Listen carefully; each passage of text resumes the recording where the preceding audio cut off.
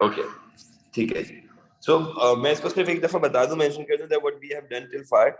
हम इस वक्त पार्टिसिपेट कर रहे हैं रेस्पिरेशन के, and for that we are going through May June 2020 का पेपर 4-1 का क्वेश्चन नंबर 5, जिसमें ये एक डायग्राम दी हुई है। उसने पहले पूछा है कि जो पाथवे 1 है जिसमें आप एसिटाइल कोए बनाते हैं, पाथवे 2 है जिसके अंदर आप लैक्टेट बनाते हैं पायरोवेट से। So a condition under which pyruvate would be metabolized along the pathway 2। pathway 2 क्या है? pathway 2 is anaerobic respiration। जो कंपाउंड यहाँ पे बन रहा है pathway 1 से, उसका क्या नाम है? वो कार्बन डाइऑक्साइड बनता है। अच्छा जी, यहाँ पे कह रहे हैं कि name 2 types of reactions that are involved in pathway 1। pathway 1 में यार कार्बन डाइऑक्साइड का रिमूव होना ही एक रिएक्शन है, सही? तो आप पहले तो मेंशन कर दो, removal of carbon dioxide is called decarboxylation. Decarboxylation. और फिर मेंशन कर दोगे, क्योंकि यहां पर आपके पास जो NAD है वो रिड्यूस्ड NAD में कन्वर्ट हो रहा है। There are some answers too guys, एक मिनट रुकना यार, चैट मेरे पास है नहीं। डिहाइड्रोजनेशन। अच्छा जी, डिहाइड्रोजनेशन का क्या मतलब होता है? It says that this process is removal of water. Removal of water, ये जिसको आप कहेंगे उसमें से भी क्या निकल रहा है आपके पास? हाइड्रोजन। हम वाटर लिखे ज्यादा बेहतर होगा, यहाँ पे लिख दो हाइड्रोजन गाइस, वाटर नहीं आएगा। This will be removal of hydrogen. जो राज मुझे ला दो। हाइड्रोजन रिमूव किया है, बेटा प्लीज माइक ऑफ रखो मेरे लिए, फिर ये बड़ा मसला हो जाएगा कि मैं तुम सबके माइक ऑफ कर दूंगा उठा के।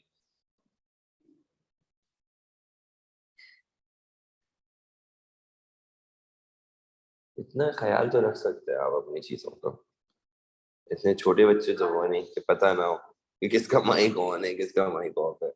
ओके जी, suggest cell in mammal that can not carry out pathway 1।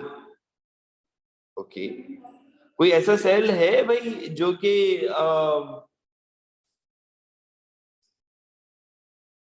Mitochondria ना कैरी करता हो? क्योंकि ये प्रोसेस तो यहाँ तक तो साइटोप्लाज्म में होता है, जो पायरोवेट तक लेकर आ रहा है ना, जो प्रोसेस पायरोवेट तक लेकर आ रहा है वो तो आपके पास सारा साइटोप्लाज्म में हो रहा है फ्रॉम द ग्लूकोज, सही है। अब उस पायरोवेट से आप फर्दर आगे एसिटाइल और लैक्टेट बनाते हो, तो वो जो प्रोसेस है इसके लिए आपको चाहिए होता है माइटोकॉन्ड्रिया। तो कोई ऐसा सेल है बेटा जिसके पास माइटोकॉन्ड्रिया ना हो? जी, ऐसा सेल इसलिए है, एक आपके पास रेड ब्लड सेल जिसके पास क्या है? माइटोकॉन्ड्रिया नहीं है, सही है। अब वो बोले गिव अ रीजन, तो भाई यही रीजन है, red blood cell, because it do not carry a mitochondria, that is why। बेचारा गरीब है, इसके बाद फुदाइल व्हाइट ब्लड सेल कैसे होगा बेटा? फुदाइल कोई रीजन दे सकते हो? व्हाइट ब्लड सेल कह रहे हो तुम?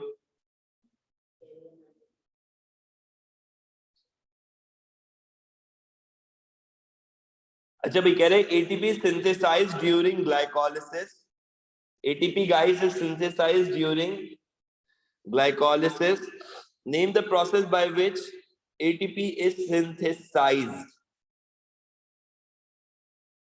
ग्लाइकोलिसिस हो रहा है, सुनना जरा गौर से, ग्लाइकोलिसिस हो रहा है। ग्लाइकोलिसिस में क्या होता था कि मॉलिक्यूल ए के पास फॉस्फेट अटैच था, सही है, और वो फॉस्फेट वहां से रिमूव हो जाएगा और वो जाके एडिनोसिन डाइफॉस्फेट को कन्वर्ट कर देगा किसमें? अच्छा मैं लिख के समझाता हूँ। ए है, ए कन्वर्ट हो रहा है बी में, ए के साथ फॉस्फेट लगा हुआ था, अब ये फॉस्फेट हो गया यहाँ से अलग, ये फॉस्फेट जाके जुड़ जाता है एडिनोसिन डाइफॉस्फेट पे, ये इसको कन्वर्ट कर देता है एडिनोसिन ट्राइफॉस्फेट में। इस तरह की जो फॉस्फोराइलेशन होती है गाइस, उसको कहते हैं आप सबस्ट्रेट लिंक्ड फॉस्फोराइलेशन। क्या कहते हैं इसको? Substrate linked phosphorylation. पहले ना इसको कहा जाता था सबस्ट्रेट लेवल फॉस्फोराइलेशन। अच्छा जी, अक्सर पढ़ाते हुए मेरे मुंह से भी आपने सबस्ट्रेट लेवल ही सुना हो, क्योंकि इसको एक लंबे अरसे से सबस्ट्रेट लेवल कहते हुए आ रहे हैं ना, तो इसलिए इसका नाम अभी इतने जल्दी ट्रांसफॉर्म कर लेना अपने पास आसान नहीं है। तो सबस्ट्रेट लेवल जो है ना, उसको आप लोग अपने तौर से ये याद कर लो कि now it is substrate linked phosphorylation.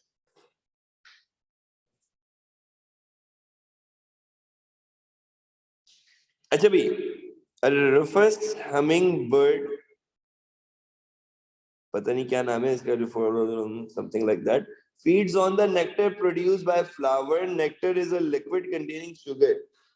Hummingbirds hover to maintain a position next to a flower while they feed. This requires a lot of energy. अब क्या कह रहे हैं कि भाई hummingbirds that have not fed for some time have a respiratory quotient value of 0.7. After feeding, their RQ value is 1. Define the term respiratory quotient. Respiratory quotient बेटा actually होता है ratio.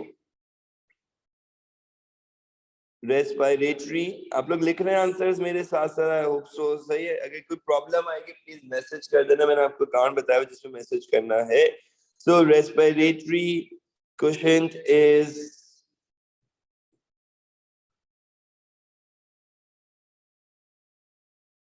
respiratory quotient is the ratio of volume या moles of carbon dioxide is the volume of carbon dioxide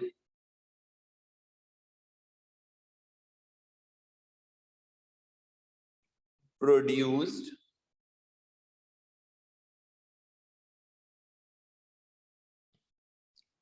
with the volume of oxygen consumed, with the volume of oxygen consumed per unit time. जब हम इसको ले लेते हैं तो that is called RQ value. तो मैं यहाँ पे पर यूनिट टाइम बेटा मेंशन करना पड़ेगा, बिकॉज एक मार्क जो है ना वो इस रेशियो के मेंशन करने का, और दूसरा मार्क जो है वो पर यूनिट टाइम मेंशन करने का। हमारी डेफिनेशंस के अंदर जब हम इसको पर यूनिट टाइम मेंशन, मैंने देखा ज्यादा बच्चे नहीं करते होते, नहीं करोगे एक ही मार्क मिलेगा खाली। ओके चलें जी आगे सॉल्व करते जाएं जरा। Explain why a hummingbird that has not fed for some time has an RQ value of 0.7, while a hummingbird that has fed on has an RQ value of 1. भाई ऐसा क्यों है कि वो 1 है और वो 1 नहीं है? जब एक छोटी सी चुन्नी मुन्नी सी नन्ही मुन्नी सी चिड़िया है, उसने खाना नहीं खाया, भूखी है बेचारी, क्या कर रही होगी? सोचो जरा। खाना ढूंढ रही है, मिल नहीं रहा, परेशान है। देखो भाई, तो वो क्या करेगी? आई गेस ताहा ने आंसर मेंशन किया है, बहुत बड़ा सिंपल सा आंसर है इसका। आप लोग सोच सकते हैं कि आरक्यू वैल्यू से उन्होंने सबसे मेजर हिंट दे दिया आपको कि वो पूछना क्या चाह रहे हैं, consuming energy from fats. Exactly यार ताहा, यही आंसर है इसका। गाइस इसका आंसर क्या है जरा समझना।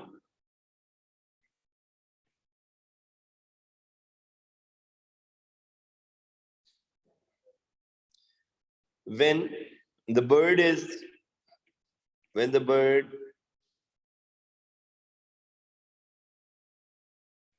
is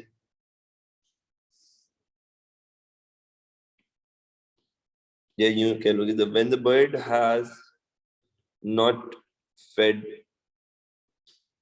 for some time, it start consuming consuming it start consuming fats in the body for the purpose of energy, for the purpose of energy.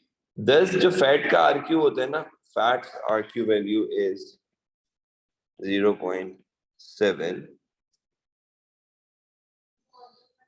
and when it had sugar fed, it will retain RQ of 1. बेटा दोनों बातें mention करना.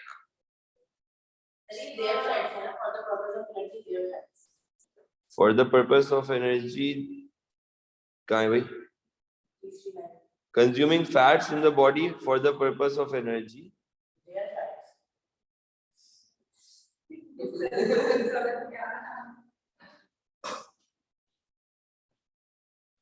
Fats RQ value is 0.7. अब सही है. जल्दी में हो जाता है लिखने में. भाई ये ग्राफ शो कर रहा है when an animal exercise they can respire. अरे भाई guys done?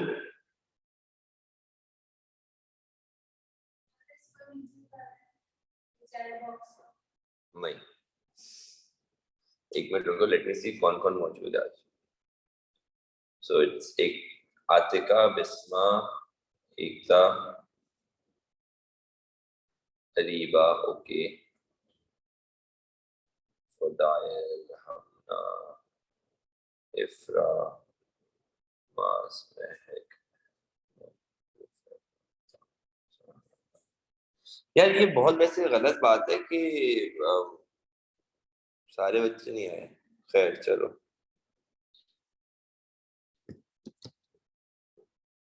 अच्छा बेटा तुम क्या कह रहे थे? तुम्हें पिक्चर लेनी है इसकी, राइट? पिक्चर ले लो ताकि मैं भी आगे बढ़ जाऊं जल्दी से. तुम लोग भी गाइस ऑनलाइन वाले बच्चों जिसका ना आंसर मेरे साथ साथ नहीं बन पा रहा हूं, मतलब आप लोगों को लिखने में टाइम लग रहा था, आप लोग पिक्चर ही लीजिएगा. सही है? ओके चले भाई इसी बात पे आगे बढ़ते. कह रहे कि भाई जब एनिमल एक्सरसाइज करते हैं they can respire substrate obtained directly from their diet as well as respiring substrate from energy stores. The investigation worked out the percentage of respiration that use substrate obtained directly from the diet of humans and hummingbirds as they exercise. Figure 6.3 shows the results of this investigation. जब आप बात करें तो यहाँ पे इन्होंने दो values दी हुई हैं हिस्टोग्राम के जरिए से. भाई हमिंग बर्ड जो है वो जा रही है कहाँ तक? Somewhere around here.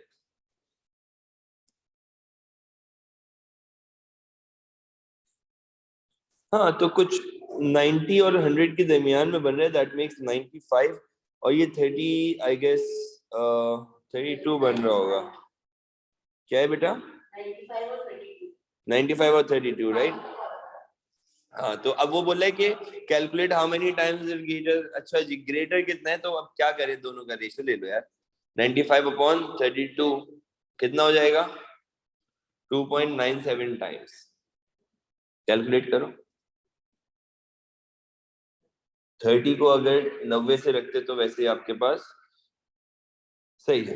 ठीक है भाई ये वाली वैल्यू समझ में आ गई सबको? ये कैलकुलेशन समझ में आ गई. वो सिंपली बोलने के भाई कितने टाइम्स ग्रेटर आपके पास रखेंगे और 2 डेसिमल प्लेस में उसने आंसर मांगा था तो हमने 95 को डिवाइड कर दिया 32 से इन वेरी सिंपल पैटर्न. सही है और कुछ नहीं करना. कोई परसेंटेज मतलब वैसे नहीं निकाली, मतलब 100 नहीं करना, सिंपल रेशियो निकाल लिया हमने. Suggest the benefits of a hummingbird. Benefits to a hummingbird of obtaining most of its respiratory substrate from its diet while exercising.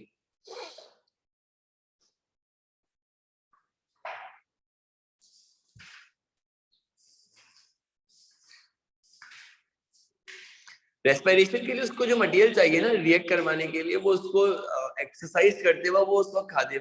मतलब ये समझ लो ऐसा हो गया कि अगर आप जॉगिंग पे जाएं तो आप बोले जॉगिंग के लिए जो एनर्जी चाहिए होगी तो मैं ना एक काम करता हूँ कुछ हाथ में रख लेता हूँ, कुछ खाता हुआ ही जाऊंगा. मतलब इमेजिन कर रहे हैं आप क्या हो रहा है. तो यहाँ पर ना आप इसके बारे में रिलेट कर ले कि it's about substrate immediately, substrates immediately available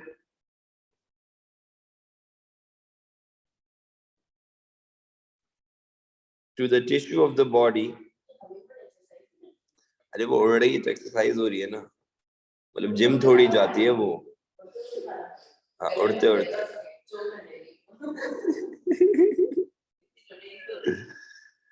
कोई बात नहीं, हम उसको CPR दे देंगे जाके, टेंशन लो।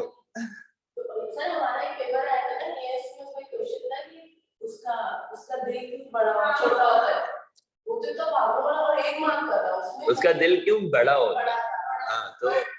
हाँ तो इसलिए क्योंकि वो एक्सरसाइज कर रही होती है ना जिम जाके, तो इससे ज्यादा ब्लड सप्लाई की जरूरत है। हाँ सर्कुलेशन ज्यादा करवानी।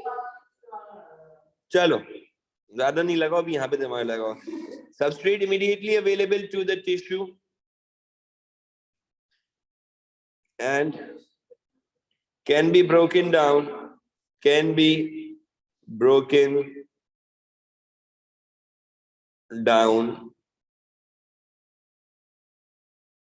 directly for respiration. No obtaining of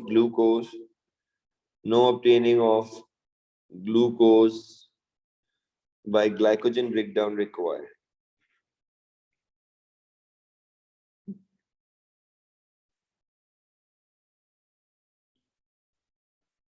By glycogen breakdown required.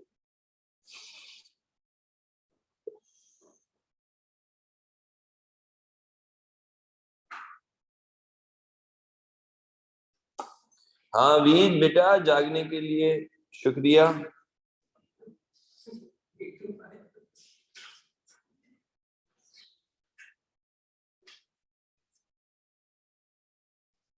ठीक है भाई, 2 मार्क्स के 2 रीजंस हो गए, काफी अच्छा। रेस्पिरेटरी क्वेश्चन हम लोग ऑलरेडी डिफाइन कर चुके हैं, अभी रेशियो वाली बात वो आप मेंशन कर लो कि यहाँ पे इसका रेस्पिरेटरी क्वेश्चन कैलकुलेट करना है। और मैंने तुम्हें बताया था रेस्पिरेटरी क्वेश्चन कैलकुलेट करने के लिए पहले आपको ओ लेवल केमिस्ट्री में जाना पड़ता है। ओ लेवल केमिस्ट्री में जाके क्या करोगे, वो जो बैलेंसिंग होती है ना इक्वेशन की, वो करोगे। जरा इस इक्वेशन को तो बैलेंस करो बच्चों प्लीज जल्दी से। क्या आ जाएगा? ऑक्सीजन यहाँ पे 2 है, यहाँ पे 2 है, यहाँ पे अच्छा ऑक्सीजन बाद में करते हैं, सबसे पहले कार्बन करते हैं। कार्बन यहाँ पे 18 है, यहाँ पे कार्बन कितना है 1, तो कितना लगा देंगे 18 लगा देंगे। सही है भाई। अब बेटे एक बात बताओ, मेरी तो मैथ्स बहुत वीक है, 18 2 टाइम्स क्या होता है? लो तुम लोग मुझसे ज्यादा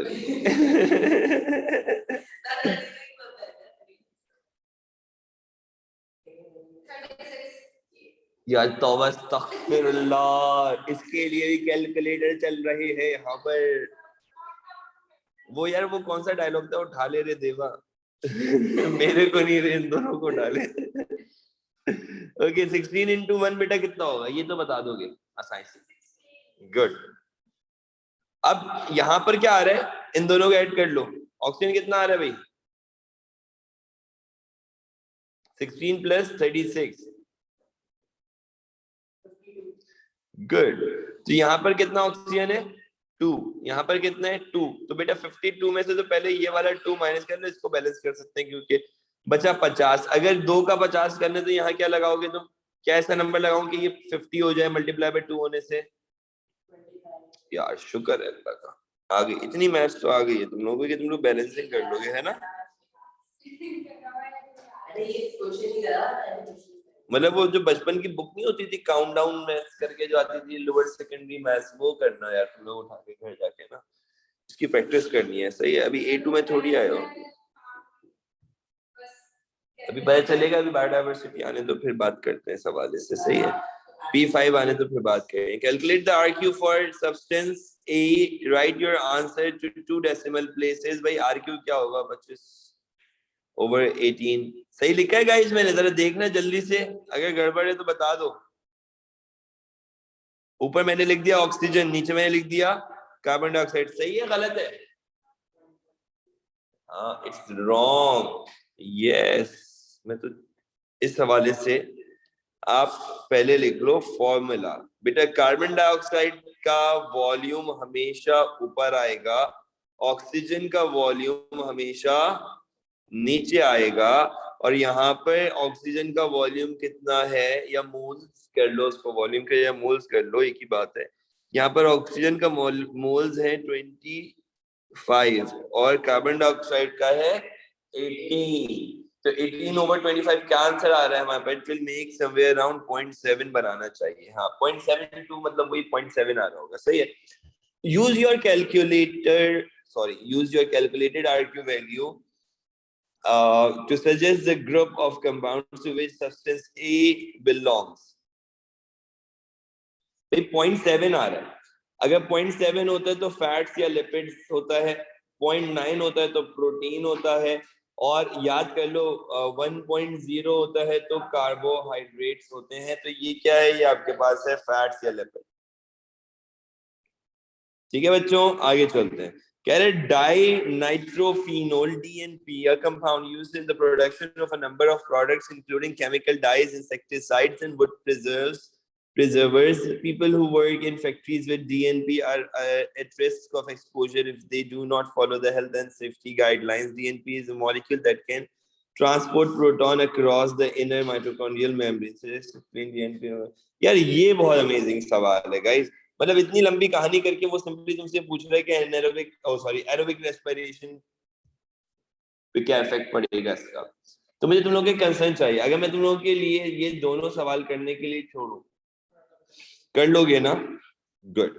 तो ये दो पार्ट्स हैं इसके, सही, हाँ ये दो पार्ट्स हैं guys. and I'm providing you with you can say that I'm providing you with 5 minutes, somewhere around 6 minutes ले लो, 3 मिनट इसके ले लो, 3 मिनट इसके ले लो, जरा जल्दी से शुरू कर दो कि इसमें करना क्या है। No one please ask any question जब तक ये पूरा ना हो जाए। अगले 6 मिनट्स के बाद मैं खुद इसका आंसर आप लोगों से डिस्कस कर लूंगा। जब तक आप लोग इसका आंसर लिख रहे हैं I will be back, okay.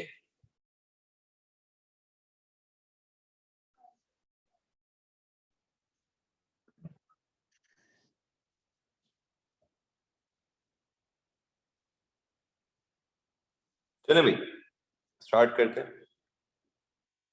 Side में बादल बने हुए आ रहे थे, मुझे वो गाना याद आ गया, बादल ही आ गए जमीन पे।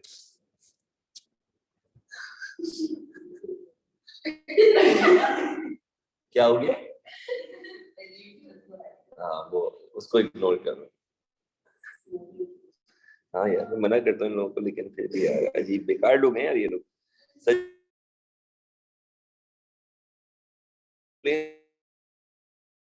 Effect of DNP on aerobic respiration, क्या लिखा है इसका?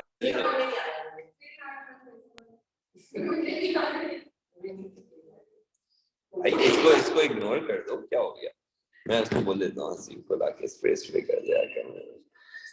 Suggest and explain the effect of DNP on aerobic respiration। जब आप aerobic respiration पे DNP का इफेक्ट लिखोगे तो सबसे पहली चीज तो आपके पास ये आ जाती है कि भाई इसके अंदर DNP कर क्या रहा था?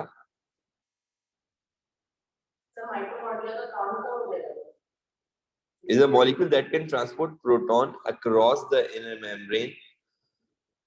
इनर मेम्ब्रेन के अंदर आपके पास थोड़ा सा स्ट्रक्चर इसका ध्यान में रखना पड़ेगा, दैट इज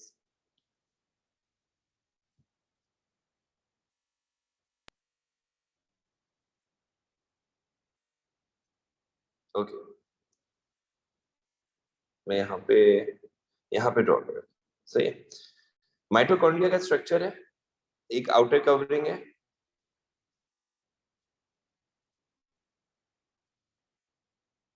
सही है, और दूसरी क्या है आपके पास? इनर मेम्ब्रेन है, सही है। इसके ऊपर यहाँ पर मौजूद हैं, क्या मौजूद है? सबस्ट्रेट्स मौजूद है, सही है। तो आपको एक चीज तो पहले समझनी पड़ेगी कि भाई how you going to manage this particular thing. सबसे पहला एलिमेंट आ जाता है इसके अंदर कि ये एंजाइम के तौर पे ट्रांसपोर्ट प्रोटीन के तौर पे भी काम करते हैं, एंजाइम के तौर पे भी काम करते हैं, और इनकी वजह से एक रिएक्शन होता है जिसके अंदर ये लोग ट्रांसपोर्ट कर रहे होते हैं material in the form of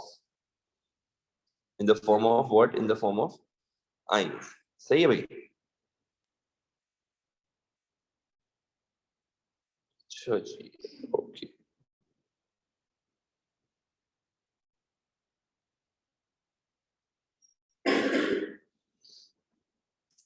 देखो बेटा, होता क्या है कि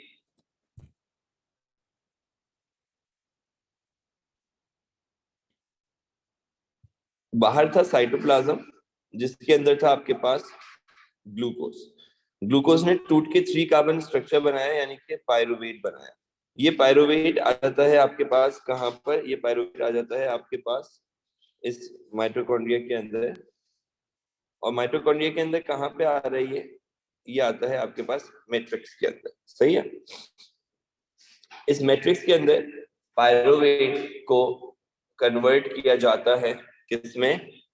pyruvate is converted, pyruvic acid या pyruvate is converted into acetyl coenzyme A।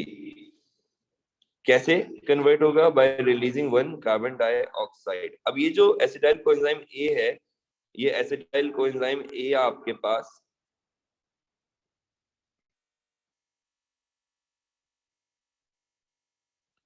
To carbon structure बनता है, और ये 2 कार्बन स्ट्रक्चर जो है वो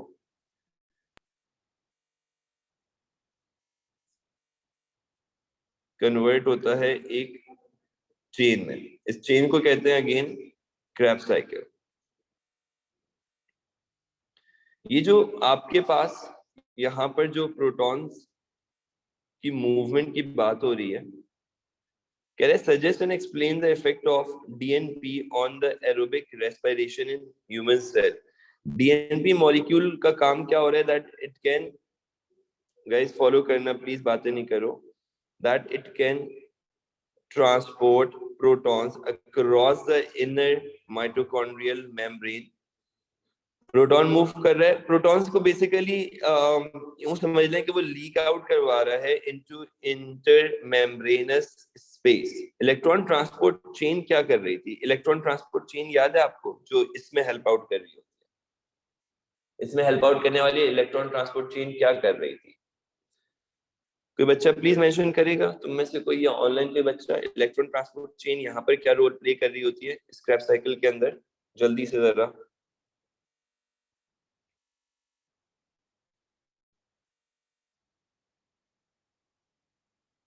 नहीं, कुछ भी नहीं, blank. Proton chain cycle. Proton नहीं भाई, electron transport chain Krebs cycle के साथ एसोसिएट होती है। क्यों, क्या करती है?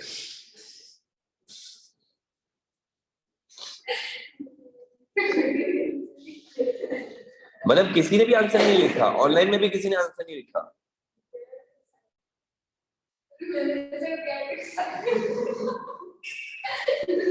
Guys control please, time waste हो रहा है, जल्दी से बताओ। किसी ने तो आंसर लिखा होगा, मतलब एक थोड़ा सा मुश्किल सवाल अगर तुम पे छोड़ दिया जाए तो तुम लोग नहीं कर सकते यार, सो बैड।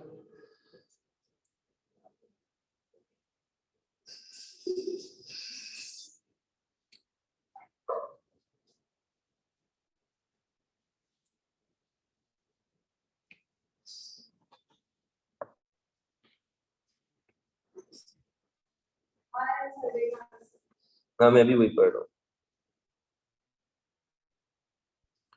एटीपी फॉर्मेशन के लिए इस्तेमाल होती है। अच्छा ठीक है, एटीपी फॉर्मेशन के लिए कैसे इस्तेमाल होती है बेटा, ये भी तो मेंशन करना पड़ेगा। Energy to drive ATP synthase enzyme. या तो मैं प्रोसेस नहीं कर पा रहा हूँ तुम लोग के आंसर, या तुम लोग के आंसर जो है वो रिलेट नहीं कर पा रहे इस चीज से। इसका आंसर या तो डायरेक्टली लिखवा देता हूँ, फिर ये करता हूँ, फिर एक्सप्लेनेशन दे दूंगा।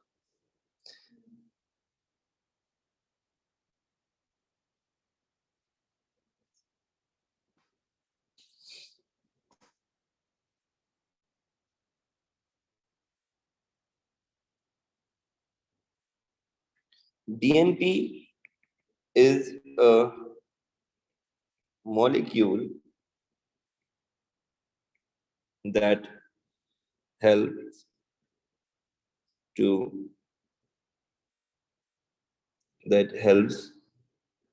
you can say proton to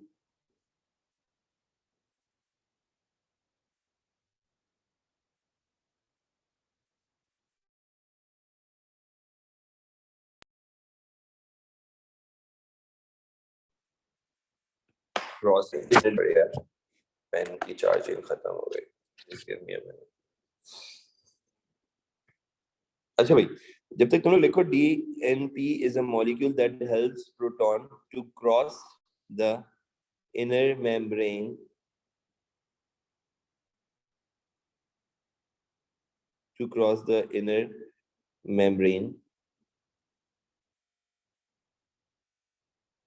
from intermembranous space to the matrix. From intermembranous space to the matrix.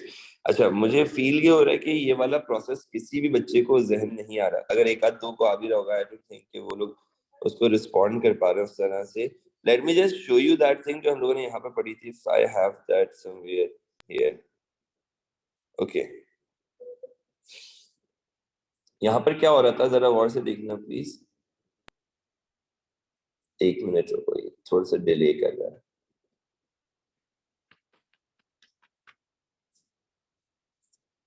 अरे भाई आ जाओ okay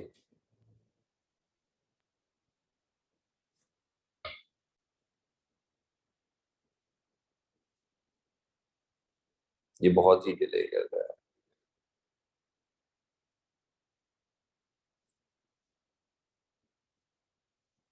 let's just change the this idea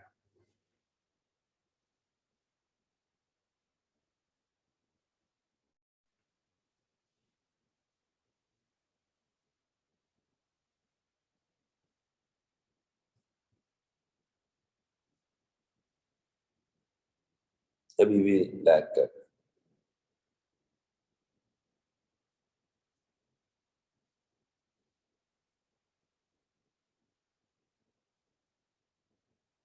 I'm so sorry for the internet quality, but I cannot have this thing out.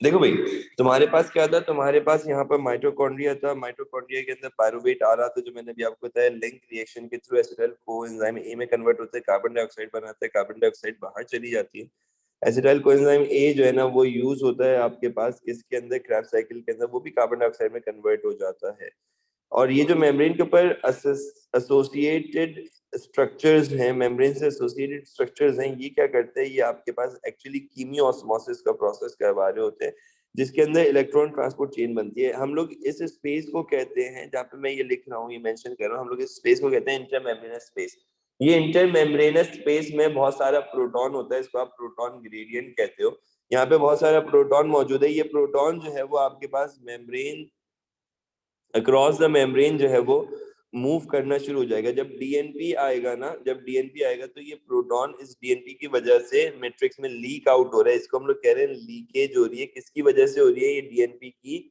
वजह से हो रही है क्या हो रही है लीकेज हो रही है प्रोटॉन की कहाँ से हो रही है इंटरमेम्ब्रेन स्पेस से हो रही है कहाँ पे हो रही है मैट्रिक्स में हो रही है किसकी वजह से हो रही है डीएनपी की वजह से हो रही है होनी चाहिए नहीं होनी चाहिए क्यों क्योंकि आपके पास जो इलेक्ट्रॉन ट्रांसपोर्ट चेन होती है जो यहाँ पर चल रही है इस पर्टिकुलर पॉइंट पे जो इलेक्ट्रॉन ट्रांसपोर्ट चेन चल रही है ये इलेक्ट्रॉन ट्रांसपोर्ट चेन काम करती है to convert the reduced NAD and the reduced FAD into ATP क्या बना के दे रही है ये हमारे पास एटीपी बना के दे रहा है ये इस प्रोसेस को इस पर्टिकुलर प्रोसेस को आप नाम देते हो क्या नाम देते हो इलेक्ट्रॉन ट्रांसपोर्ट चेन क्या नाम दे रहे हैं हम इसको इलेक्ट्रॉन ट्रांसपोर्ट चेन नाम दे रहे हैं और बेटा इस इलेक्ट्रॉन ट्रांसपोर्ट चेन के जरिए से तुम्हें ये चीज ध्यान में रखनी है कि reduce NAD reduce FAD convert हो जाता है इनटू एटीपी एडिनोसिन ट्राइफॉस्फेट अब जब ये reduce NAD reduce FAD adenosine triphosphate में कन्वर्ट होता है तो इसकी कन्वर्जन के लिए what you need to go through is the whole chain of electron transport chain, जिसमें एक तरफ से आपके पास इलेक्ट्रॉन निकलेगा, दूसरी तरफ जंप करेगा, और वो जो प्रोटॉन होता है ना वो मूव करता है, इस पर्टिकुलर पॉइंट पे प्रोटॉन को मूव करवाना होता है इसके थ्रू बाहर। हमने मूव कराना था प्रोटॉन को बाहर, उसके लिए हमें यहाँ पे चाहिए थी प्रोटॉन की हाई कंसेंट्रेशन। और वो जो डीएनपी मौसूफ जो आए थे ना हमारे पास एक्स्ट्रा, उन्होंने क्या किया, उन्होंने उठा के ऐसे ही बाहर फेंक दिया उसको। सही है, हमें उसको बाहर मूव कराते हुए यहाँ पर प्रोड्यूस करना था अपने लिए एटीपी। सही है, तो एटीपी प्रोडक्शन में कमी आ जाएगी, ओवरऑल क्या हो जाएगा, एटीपी प्रोडक्शन कम हो जाएगा। सही है जी। अब आ जाए जरा वापस आंसर की तरफ। DNP is a molecule that help proton to cross the inner membrane, thus less amount, या यूं अमाउंट नहीं कहते इसको, कह लेते हैं thus less concentration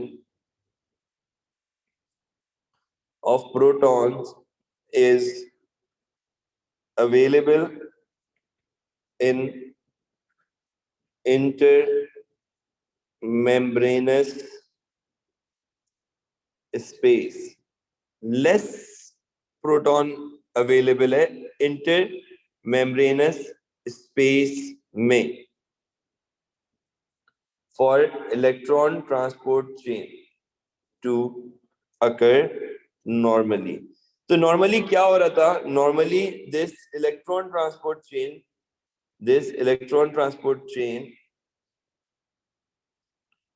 pump the proton from space into matrix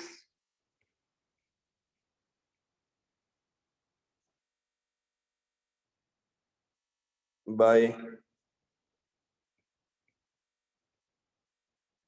chemiosmosis and help ATP synthase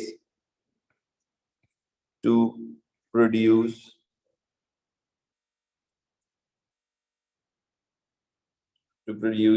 ATP, help ATP synthase to synthase enzyme basically to produce ATP. This process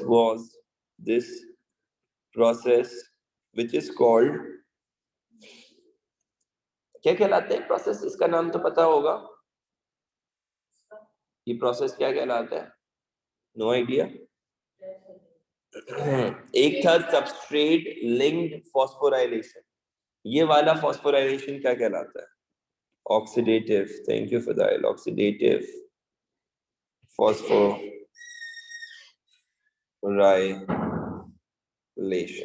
ये कहलाता है आपके पास ऑक्सीडेटिव फॉस्फोराइलेशन, ये कहलाता है आपके पास ऑक्सीडेटिव फॉस्फोराइलेशन। अब ये जो ऑक्सीडेटिव फॉस्फोराइलेशन होगा ये यहाँ पर नॉर्मली हो नहीं पाएगा due to BNP oxidative phosphorylation is affected, thus less ATP production occur. So,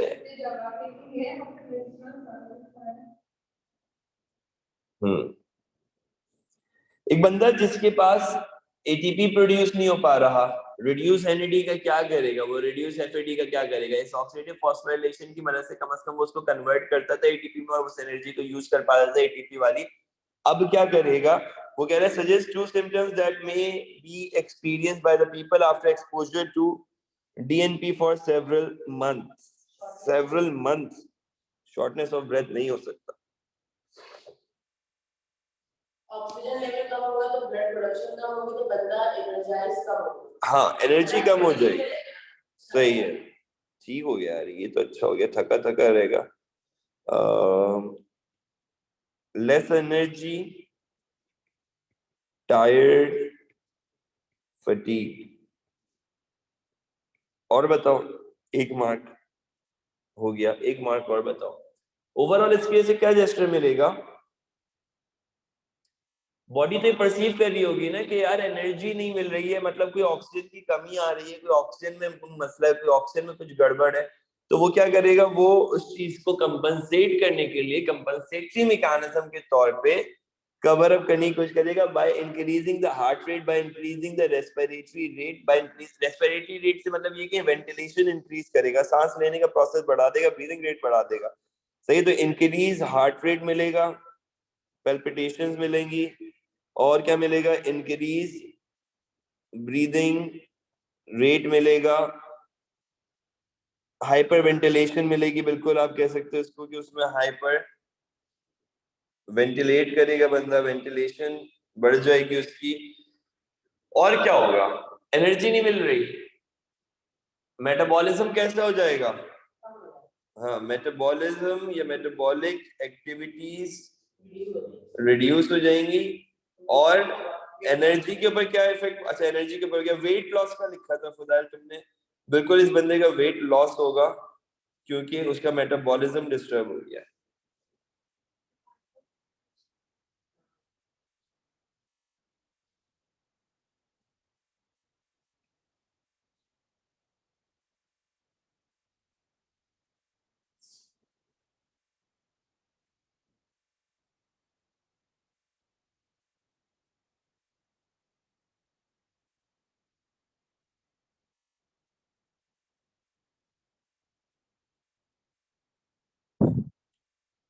इसके बाद पता है क्या होगा, एनी आइडिया इसके बाद क्या होगा?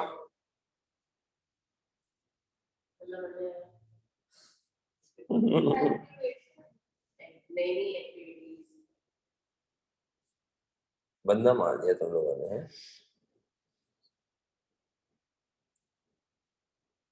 बॉडी ना कंपनसेटरी मैकेनिज्म करेगी, लाइफ एक्सपेक्टेंसी कम हो जाएगी इसकी। वो यार की जल्दी हो जाएगा। हाँ बिल्कुल मरेगा, टेंशन नहीं लेना।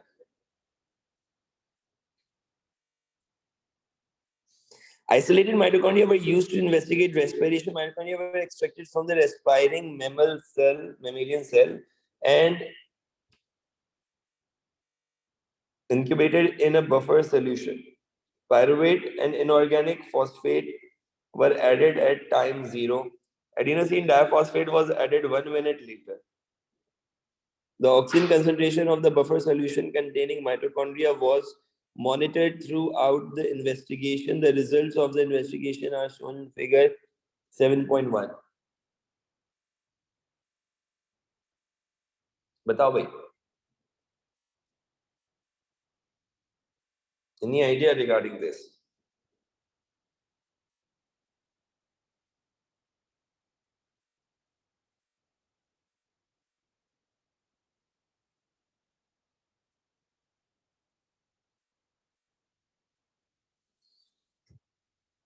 There is a graph shown. The results of the investigation are shown in figure 7.1. इसके अंदर phases wise उसने उसको divide किया हुआ interval of time पे, कह रहा है pyruvate और phosphate ion को add किया, फिर adenosine diphosphate को add किया, फिर एक टाइम छोड़ा, फिर उसके बाद जो है वो आपने चेक किया तो ऑक्सीजन की जो कंसेंट्रेशन थी जो कि शुरू के अंदर ज्यादा थी, बफर सोल्यूशन कंटेनिंग माइटोकॉन्ड्रिया में, वो बफर सोल्यूशन कंटेनिंग माइटोकॉन्ड्रिया में बाद में कम हो जाएगी। ये कम होने का जो पैटर्न शो हो रहा है फेज ए में वो थोड़ा मतलब स्लाइटली मूव कर रहा है, ग्राफ नीचे की तरफ ही जा रहा है, लेकिन फेज बी में ड्रॉप कर जाएगा और फिर फेज सी में वही पैटर्न बन जाएगा जो फेज ए में बन रहा था। क्यों होगा ऐसा, या हम इसको रिलेट कैसे करेंगे? हम सिंपली इसको बोलेंगे कि भाई बिकॉज दिस होल प्रोसेस, ये जो ड्रॉप डाउन, अच्छा एक काम करते हैं ना, इसका क्वेश्चन पढ़ लो, क्वेश्चन में क्या कह रहा है, कह रहे हैं कि भाई suggest why the line of the graph in figure 7.1 is steeper during phase B than during phase A. जैसे ही तुमने उसमें एडिनोसिन डाइफॉस्फेट डाला तो वो लाइन नीचे आ गई, क्यों? क्योंकि भाई आपके पास रेट ऑफ रेस्पिरेशन ज्यादा हो जाएगा। ये लाइन रिप्रेजेंट क्या कर रही है? This line is actually referring to, this line is referring to oxygen concentration.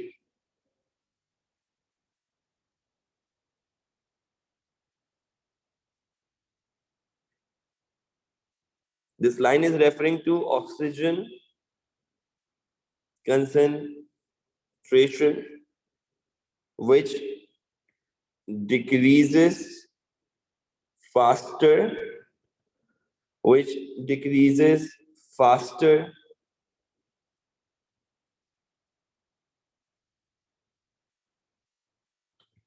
during phase B as adenosine diphosphate is added. The rate of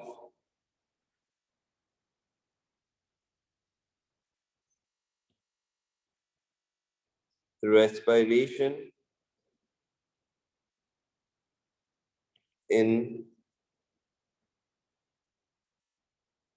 increases as during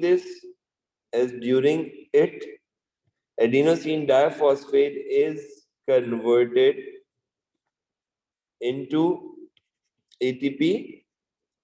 So adenosine diphosphate is substrate or is acting as, we लिख सकते हैं acting as substrate. इसकी वजह से क्या होगा? More oxygen consumption occur. ADP adenosine diphosphate respiration का substrate है। तुमने जैसे ही ऐड किया तो उसकी यूटिलाइजेशन बढ़ गई, तो उसकी वजह से क्या होगा? ग्राफ नीचे गिर जाएगा, क्योंकि ग्राफ क्या शो कर रहा है? ग्राफ तो ऑक्सीजन कंसंट्रेशन शो कर रहा है ना। गाइस ये आंसर समझ में आ रहा है सबके? प्लीज एक दफा मेंशन कर दो यार, if everyone is okay with this, so that we can move on.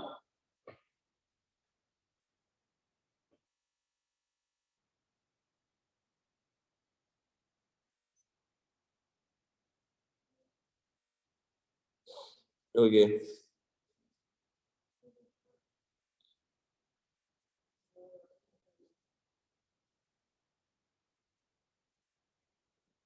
Okay for that. Now the next thing is it's saying that suggests why the line of the graph starts to level out in phase C. यार obvious सी बात है, जितना adenosine diphosphate डाला था वो use हो गया ना। सही है, जितना क्या डाला था एडिनोसिन डाइफॉस्फेट डाला वो सबका सब यूज हो गया।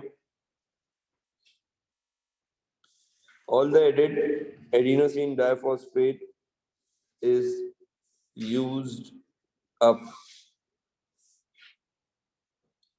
और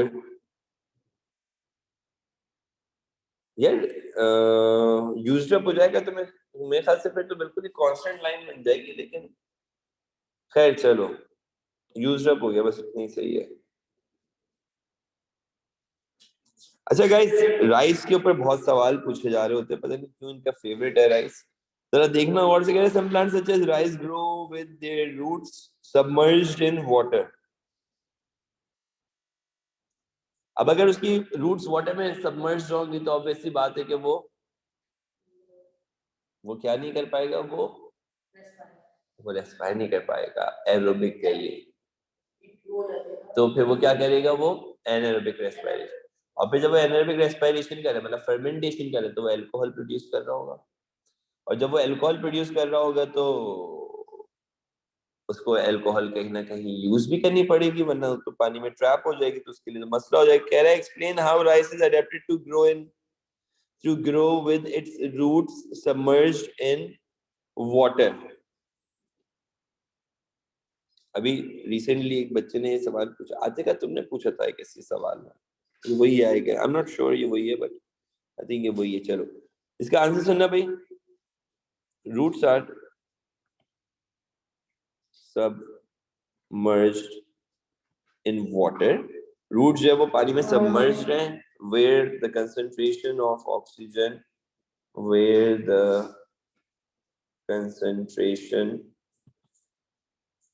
of of oxygen are low. जहाँ पे concentration ऑक्सीजन की क्या है, लो है.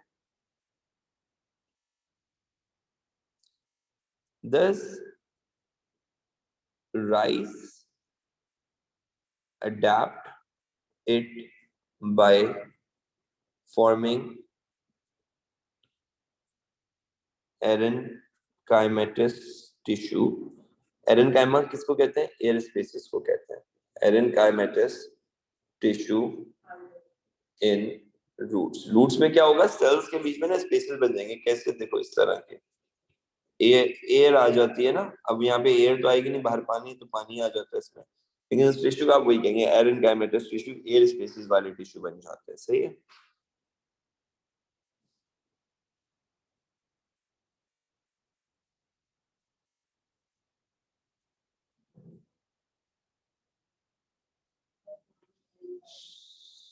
ऑब्वियस ही बात है कि एक प्लांट अपने तौर से क्या कोशिश कर रहा होगा, उन एरेनकाइमेटस टिश्यू के जरिए से, हाँ वो जो है ना कोशिश कर रहा होगा कि उसके जरिए से हम कुछ गैसेस भेजा सके. It helps to deliver gases, क्योंकि एरेनकाइमा नीचे से ऊपर तक पूरा जा रहा है. सही है. Deliver gases to the roots. फिर क्या होगा उसके बाद, अब समझते जाओ, एक इमेजिनेशन में जरा रूट्स ले आना राइस के प्लांट की, जो कि पानी में डूबी हुई है, जिनके अंदर कुछ एयर स्पेसेस हैं, कुछ ना कुछ तो गैसेस ट्रेवल कर ही लेंगी. लेकिन क्या होगा फिर, इट कंपनसेट, वो कंप्लीटली कंपनसेट नहीं कर पाएगा, लेकिन कंपनसेट टू अ लिमिट. जिसके बाद क्या होता है, after which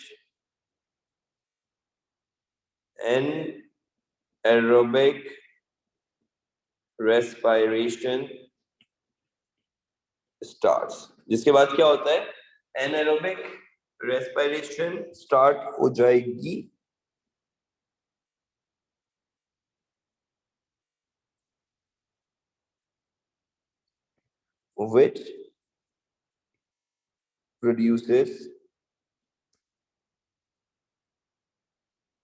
which produces alcohol by fermentation. Glucose, which was broken down,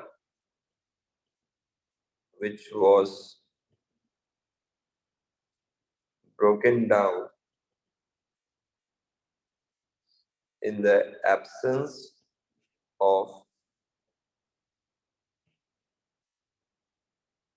oxygen, produces ethanol. यानी कि क्या प्रोड्यूस कर रहा है, अल्कोहल प्रोड्यूस कर रहा है. जिसकी वजह से क्या होता है,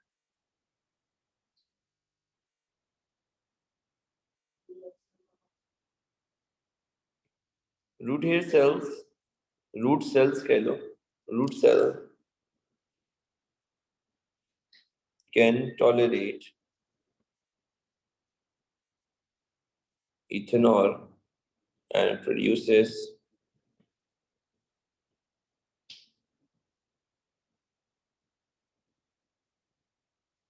an enzyme to break it down. उस एंजाइम का नाम क्या है, dehydrogenase.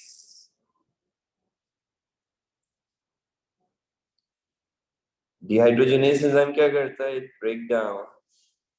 it break down alcohol into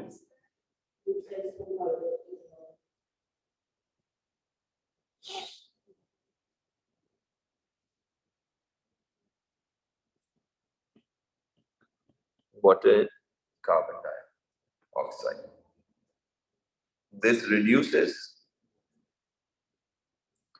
its concentration in loops.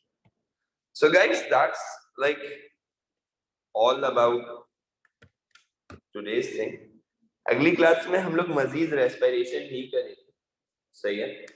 और मैं आप लोगों को पूरा पैटर्न मैसेज कर दूंगा टाइमिंग्स का, सही है? कि हम लोगों ने कैसे लेके चलना है. आज की क्लास थोड़ी सी डिले हो गई थी मेरे लेट आने की वजह से, बट ये कि टाइमिंग्स वही रहेंगी that are from 11:30 to 1 for this class. ठीक है? So every week we are going to have 2 classes for like yes for the past chapters. Okay, I'll let you know later. In the first week of December we are planning and hopefully हो सकता है कि हम लोग उसको plan out करेंगे. या तो गुलशन में थोड़ा सा मुझे डाउटफुल लग रहा है, मे बी नॉट मैं कर. ओके चलें जी, let's keep it till here. अल्लाह हाफिज़.